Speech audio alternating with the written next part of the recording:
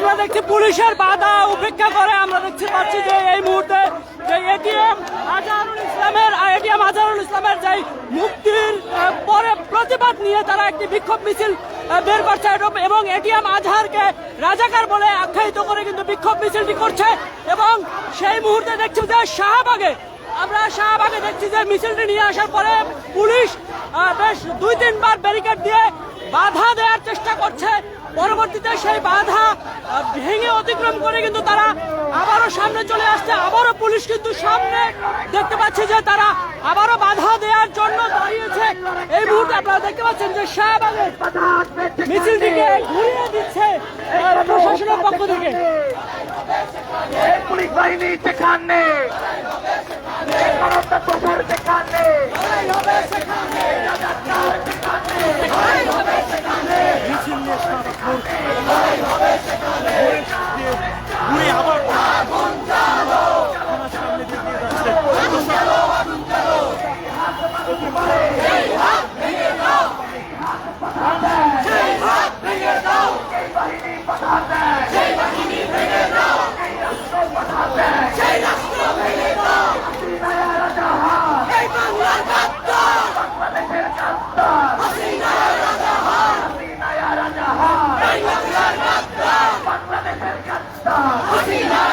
ঢাকা বিশ্ববিদ্যালয় প্রাঙ্গণ থেকে একটি বিক্ষোভ মিছিল বের করে এটিএম আজহারুল ইসলামের যে মুক্তির পরে কিন্তু প্রতিবাদ মিছিল বের করছে। এবং তারপরে আমরা দেখছি যে শাহবাগে আসার পরে পুলিশের মুখোমুখি হয়েছে।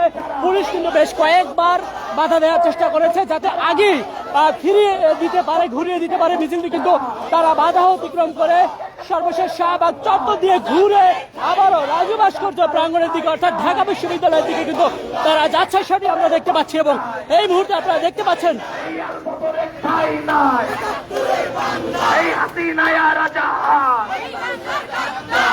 বাংলার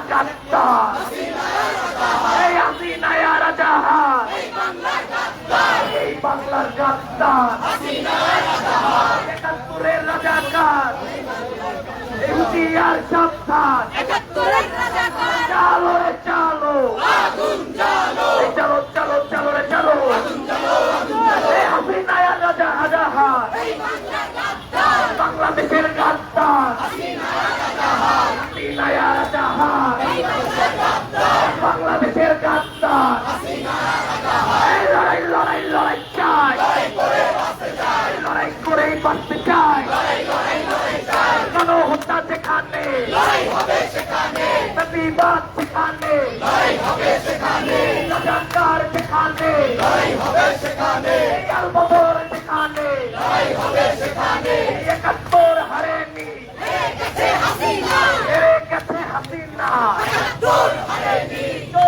তারা স্লোগানের মাধ্যমে বলছে যে ৭১ কখনো হারেনি, হেরে গেছে হাসিনা। এবং তারা সরাসরি বলছে জামায়াত শিবির রাজাকার বলেও কিন্তু তারা আখ্যায়িত করছে। অন্যদিকে জামায়াত নেতা যে শীর্ষ স্তরের নেতা এটিএম আজহারুল ইসলাম, তিনি আজ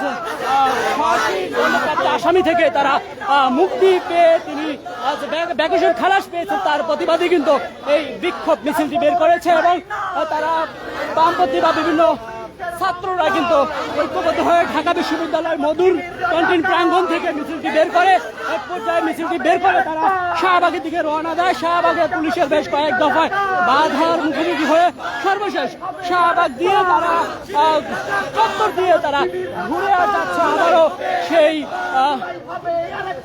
রাজু ভাস্কর্য ঢাকা বিশ্ববিদ্যালয় প্রাঙ্গণের দিকে যাচ্ছে।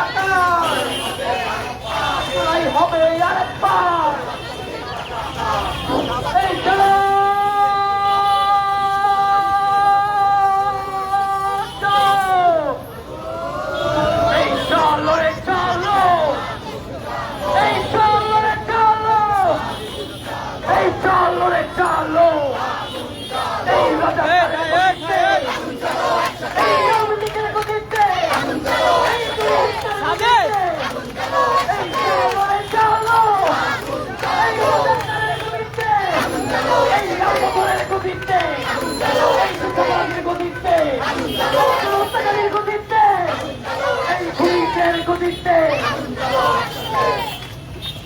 এই দিয়েছি তো রক্ত, এই দিয়েছি তো রক্ত, এই রক্তের বন্যায় এই রাজাকার আজাদ